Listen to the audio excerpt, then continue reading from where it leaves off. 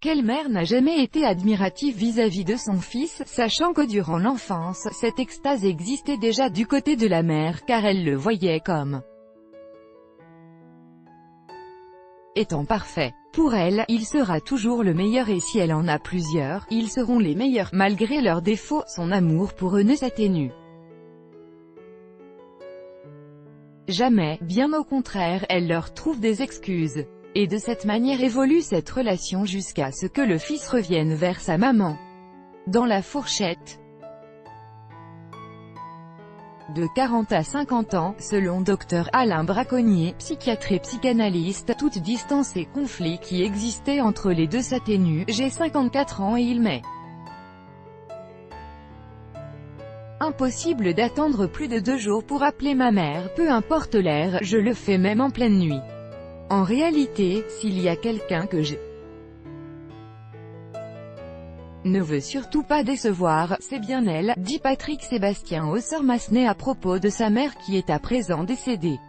Mais lorsque la mère est confrontée à des difficultés telles que la maladie, le deuil ou la précarité, le fils n'hésite pas à tenir le rôle du protecteur. Mais bien que les filles s'occupent beaucoup plus des parents en âge avancé que les garçons, ces derniers se chargent généralement de régler les factures et de régler tout ce qui est de l'ordre de l'administratif et laissent toutes les tâches intimes à leur sœur ou épouse. Nous pouvons clairement dire qu'il s'agit d'un couple indéfectible, car la mère restera toujours pour lui la première femme de sa vie, tandis que lui, sera toujours à ses yeux, le fils de ses rêves. C'est ce qui est prouvé par l'histoire de Caspar et sa maman. Un cadeau pas comme les autres lorsque sa mère lui a demandé de lui faire une petite faveur en lui construisant une maison. Caspar Scholl d'Eindhoven s'est mis à l'œuvre, et ce qui est ressorti de son travail de longue haleine est juste incroyable. La mère rêvait depuis longtemps d'avoir une petite cabane, un petit havre de paix dans un environnement tout à fait naturel. Et ce petit terrain sur la rive d'un étang semblait être l'endroit parfait pour un tel projet. Caspar n'a jamais mis les pieds dans une école d'architecture, mais il avait tout de même quelques idées. À la base, c'était censé être une maison de jardin dont la construction nécessitait du bois de sapin. Il lui aura fallu seulement 6 mois avant que le travail soit terminé. À l'occasion de son anniversaire, la maman coupait le ruban et l'endroit était déjà le sien. À première vue, on a du mal à penser que cette petite cabane puisse avoir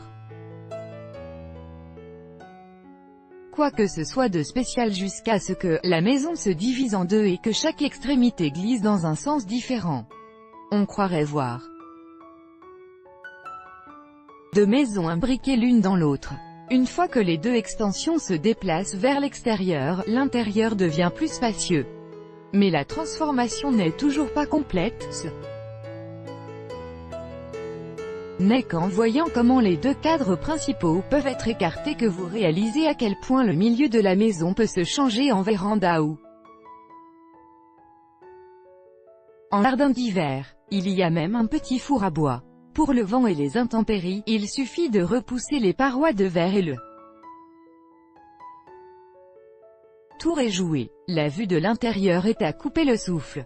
Le jeu naturel de lumière est vraiment impressionnant. Je cherchais un design avec beaucoup de flexibilité,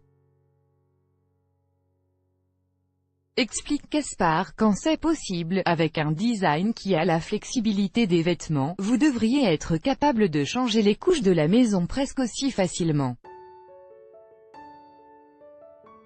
que de changer de vêtements quand vous le souhaitez. Sa mère avait du mal à en croire ses yeux quand Caspar lui a montré toutes les transformations possibles de la maison. Elle était très heureuse et fière du travail de son fils. Ceci est vraiment un excellent exemple de bienfaisance d'un fils envers sa mère car